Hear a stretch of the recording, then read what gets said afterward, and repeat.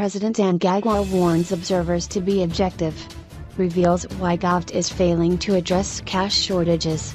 ZANU PF leader President Emmerson Mnangagwa has ordered visiting foreign observer missions to familiarize themselves with the country's electoral laws and political environment to avoid producing biased assessment reports. Addressing mourners at the burial of national hero John Chimbende at the National Heroes Shrine in Harare yesterday, Mnangagwa also claimed that some unnamed syndicates were sabotaging government's efforts to address cash shortages in the economy by exporting the cash soon after it was pumped into the economy. Allow me to encourage those who are coming to observe our elections to acquaint themselves with our electoral laws and institutional arrangements so that they honestly determine and weigh any demands and complaints from whatever quarter against reasonableness in terms of our law, he said.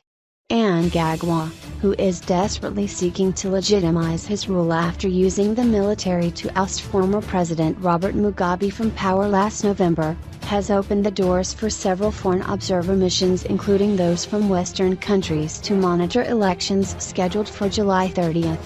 His call for objectivity among observer missions came after two international pre-election observer missions last week released a Deming report, in which they ruled out free and fair polls citing several outstanding electoral reforms demanded by the opposition.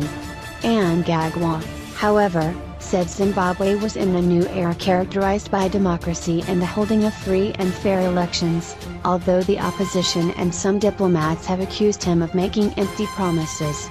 As we head towards the harmonized general elections scheduled for the 30th of July 2018, we are determined to show the world that the time of democracy has come of age and is mature through peaceful, democratic, transparent, free, fair and credible election process, he said.